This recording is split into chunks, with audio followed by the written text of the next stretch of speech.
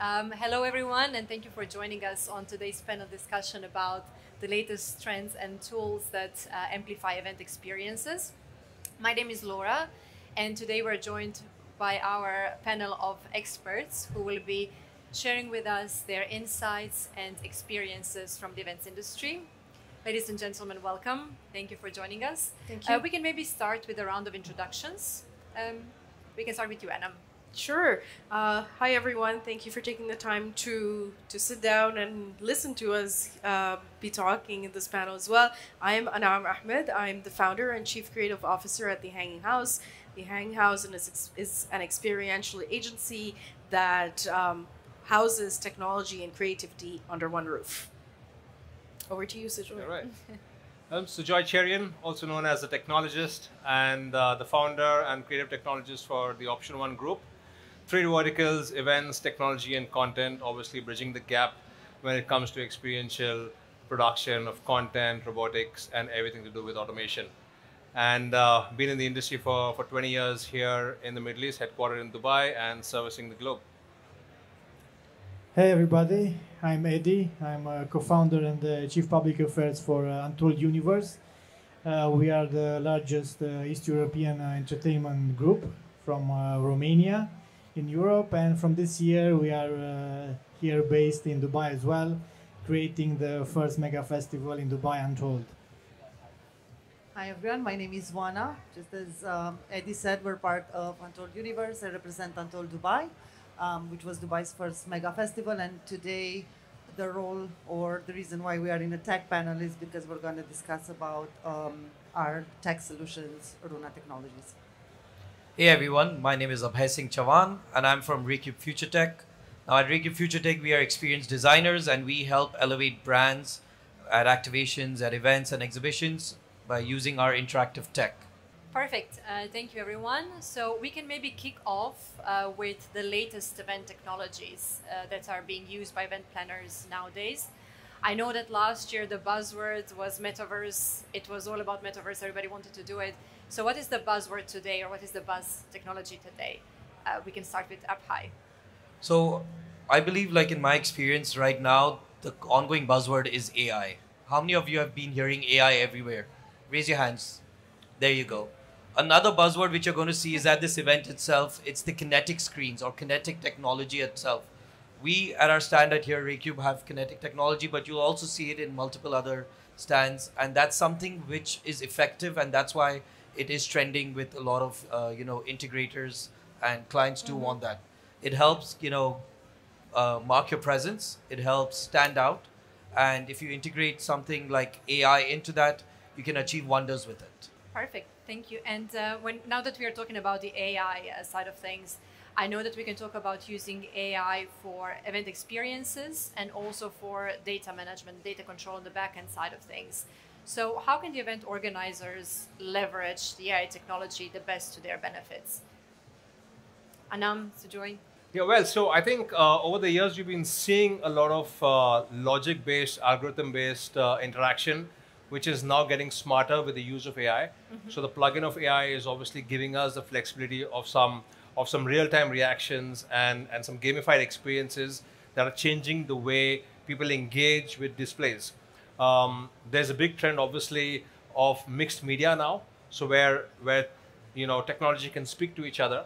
So these kind of APIs now open a whole new genre of creating unique experiences that use mixed media and not always one solution that's standing as a standalone and then not linked to every other piece of tech that's within the event. So to answer your question again, AI again plays an important role on the data processing, which means I definitely see a big way of using existing data that's being collected in today's events, but processing them in real time using large language models, using on-device computing, and making sure that people feel the privacy that's required at events like these, but then getting much more personalized experiences when it comes to how they would engage with things that they are interested in, rather than a generic experience. Yeah, and I'd just like to jump in there. I think personalization is is trending, right? If we look at future trends, we look at what the future is going to look like for us. I think as consumers, everyone is looking for personalization, and that's when Right. we have tools like AI that come in and actually allow us to cater to those needs. And I think I just wanted to kind of jump in and agree to what Sojoy was kind of talking about over there as well. Yeah. Yeah. And I think it's important to have this conversation about how you can increase the experience in a festival or in an event, because beside going to see an artist, people who are joining an event, they want to have an experience beside the music. And for example, in our festival last year, we had a tool from a partner company in Europe. They create like a tool, AI tool, that can copy or map the voice of a well-known artist. Oh, wow. And we had like a booth in a festival, an area in the festival where people they went there, they record a song they would like from their favorite artist from Romania, because the tool was that moment from Romania, and the showcase was in Romania. And actually, after they sang, the AI transformed the voice and the way of singing in the well-known artist, and people were so happy to have the chance to sing in the festival, because each one of us definitely one day we're dreaming that we're gonna become an artist, and to have this chance to sing on a stage, even in a small stage in a festival, I think it's a good way to entertain people in a festival. Definitely. And I know Eddie and Joanna, Untold is organizing the biggest music festival that has ever been organized here in Dubai. You also have one in August in Romania.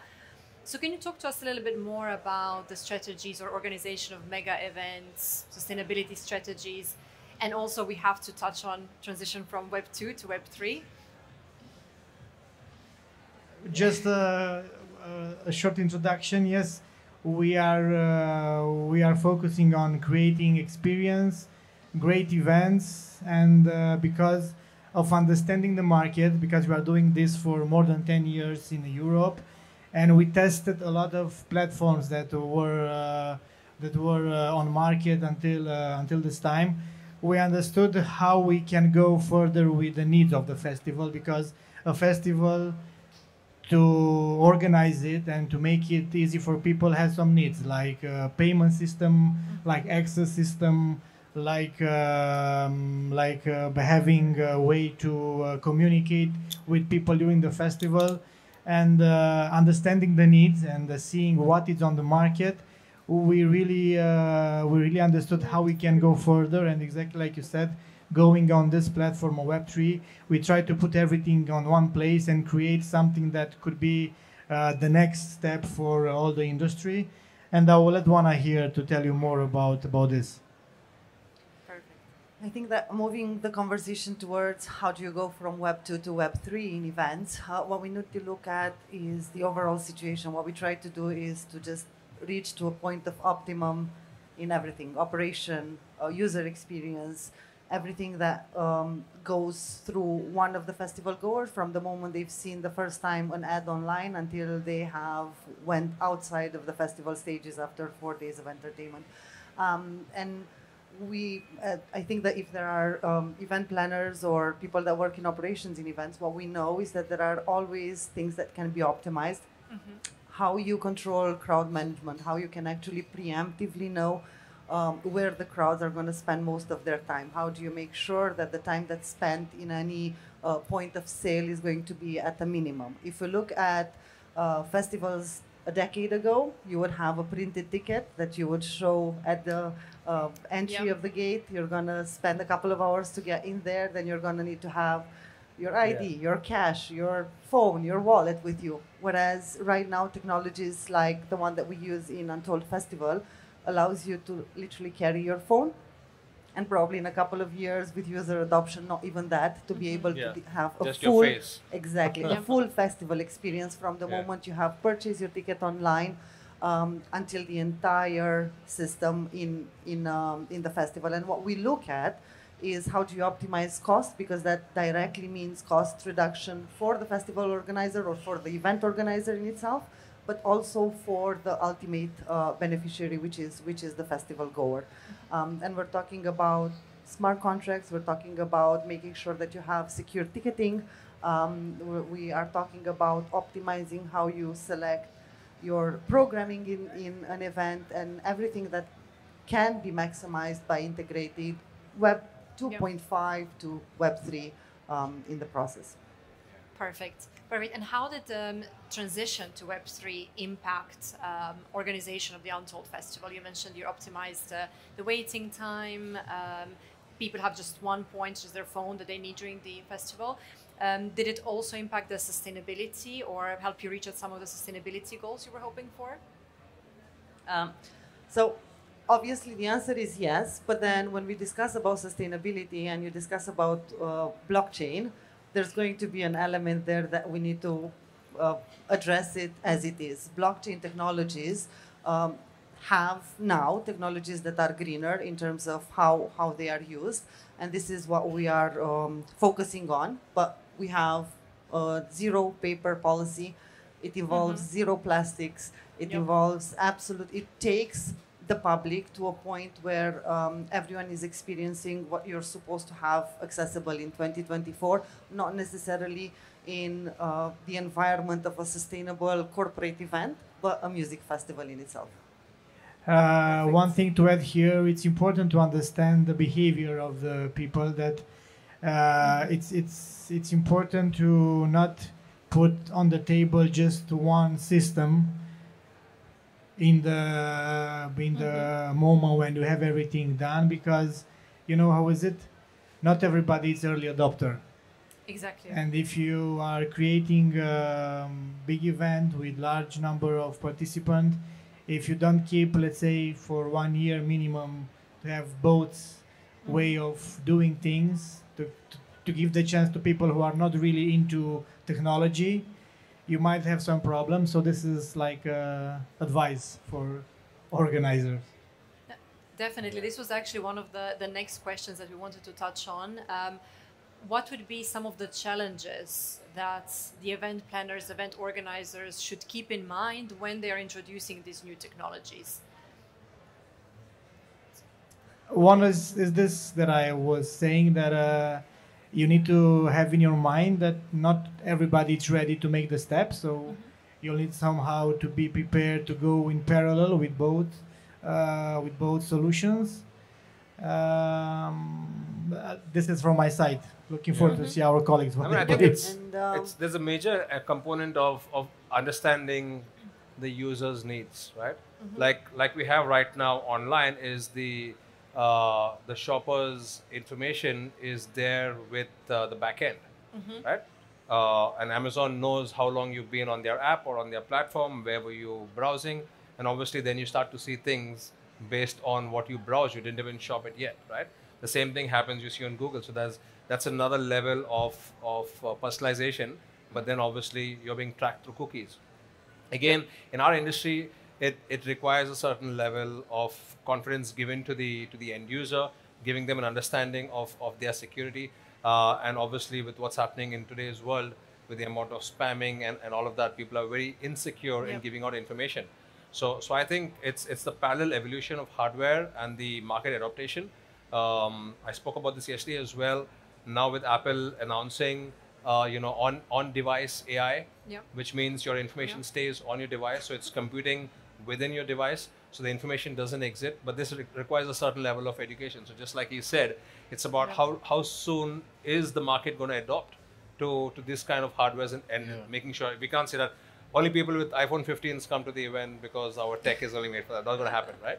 So it's going to matter of time before people jump to that level, and then we give them personalized experiences. And in the end, it's all about the end user's experience.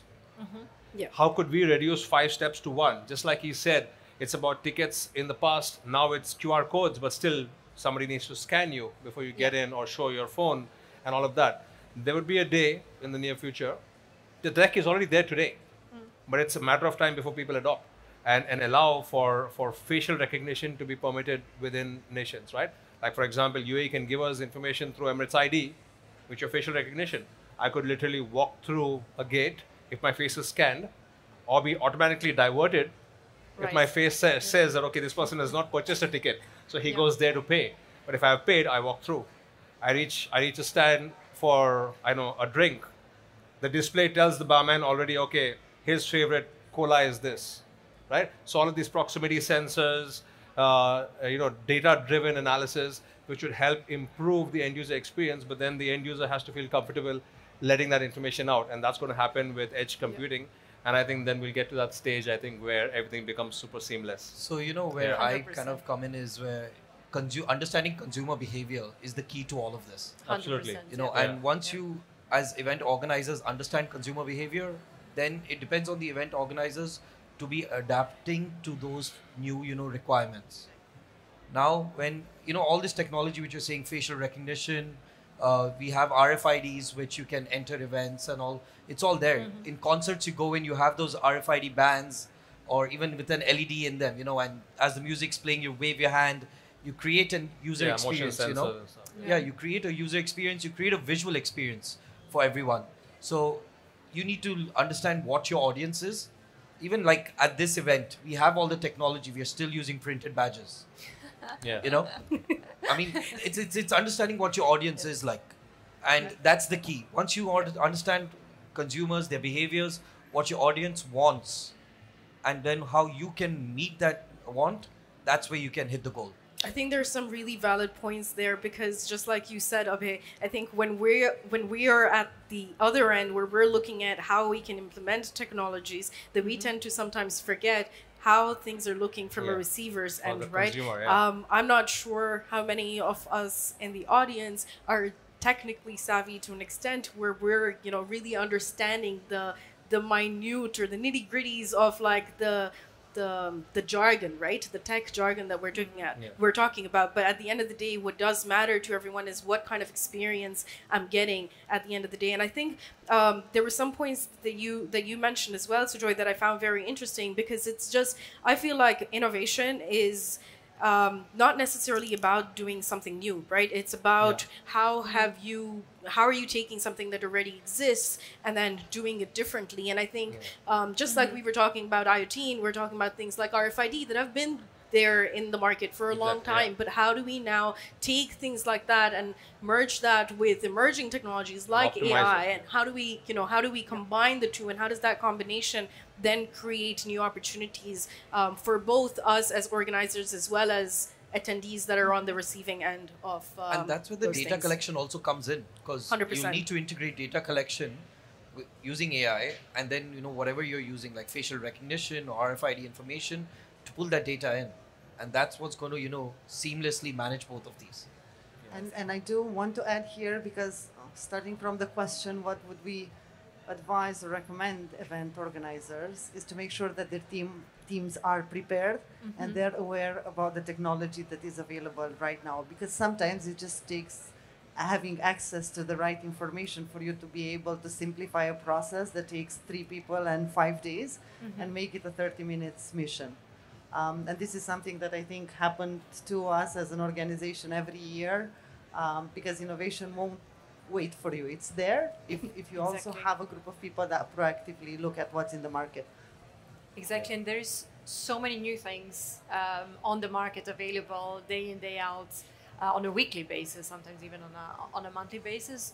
And we also need to, how would the event planners understand what would work the best for them from these transformative technologies?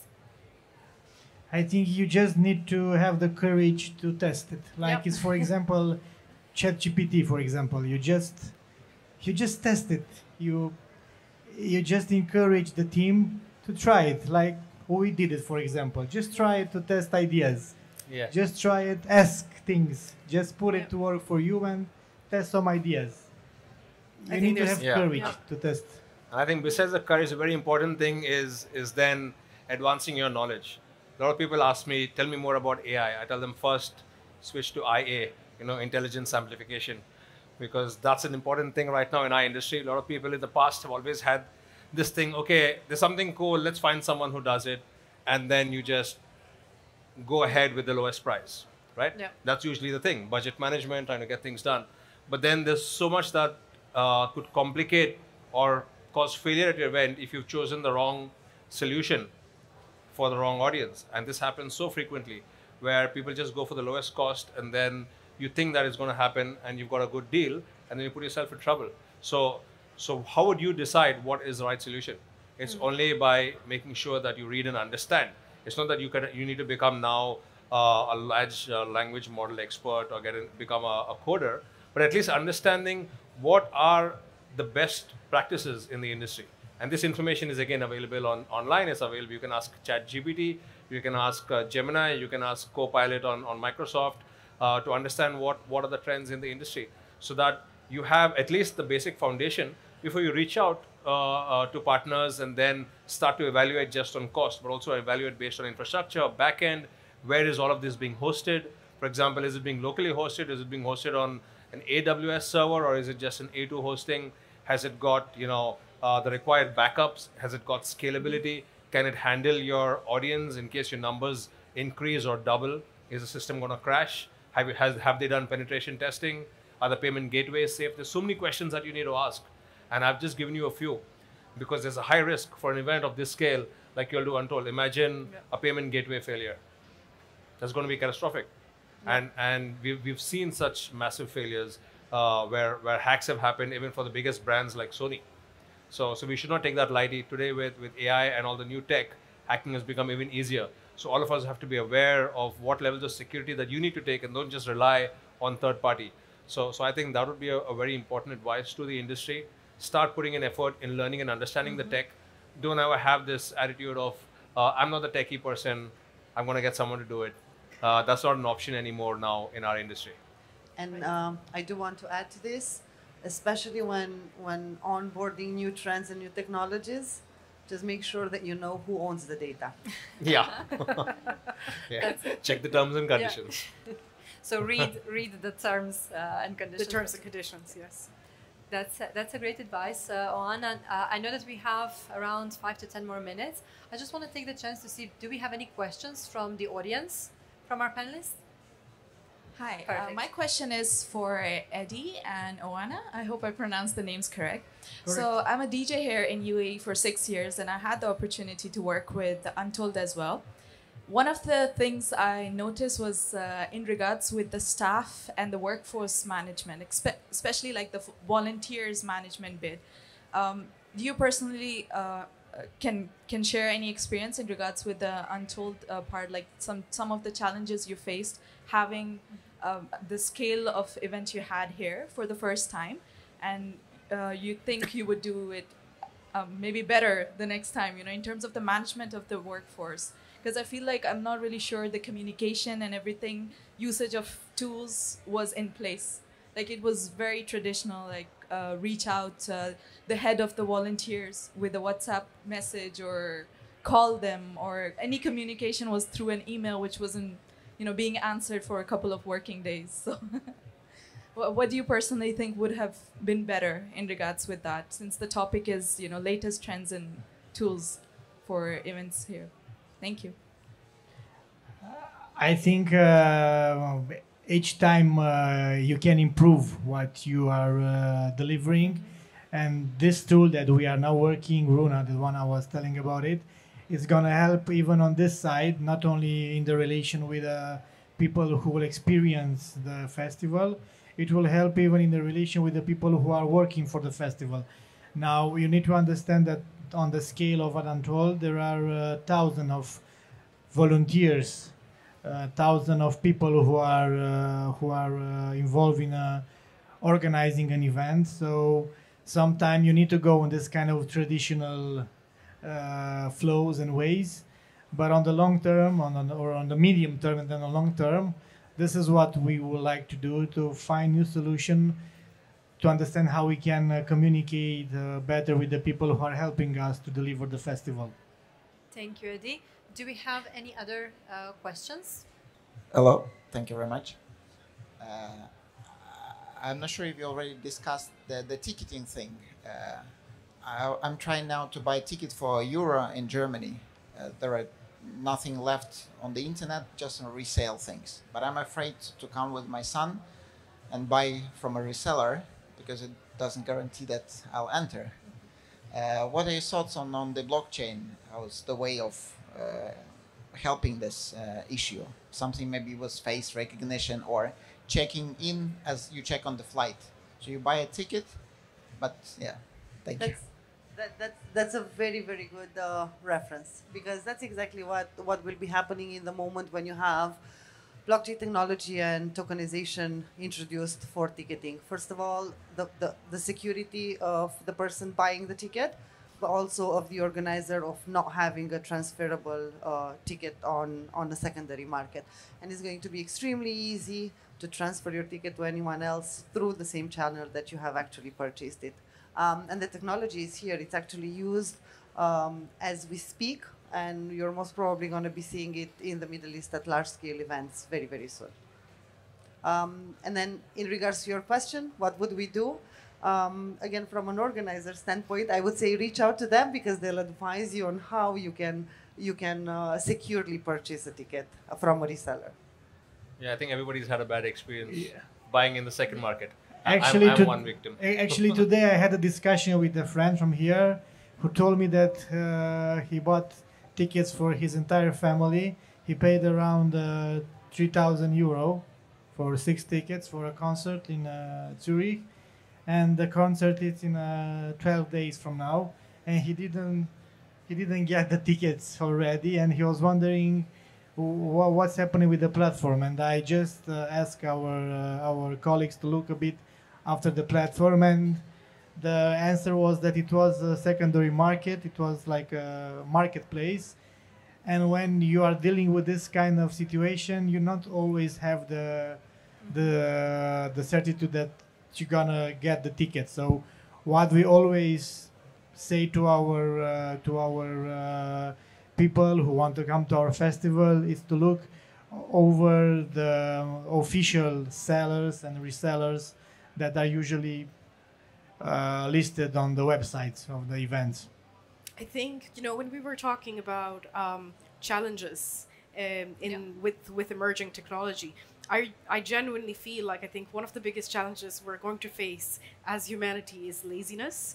And I think just that everybody, whether we're end users, whether we're organizers, I think we're going to become so used to having technology at our disposal that we sometimes will forget to do our due diligence. And that's when we end up in situations like this. So I think if it's something to be mindful about, it is to really go in and, yes, you have technology at your disposal, and yes, you have things like AI doing all of this work for you. But I think it is definitely important for you to double check that, right? Whether whether it's an end user perspective or whether it's from our sort of implementation point of view as well. I think that also brings us to actually the core crux of the topic itself. Using tools that amplify the events experiences, but also then where we need to listen to the users, listen to the people who are actually going to attend the event, what their feedback is, and then what are the right tools to use to amplify the experience. Because at the end of the day, the user journey is something that's key to how they enjoy the event.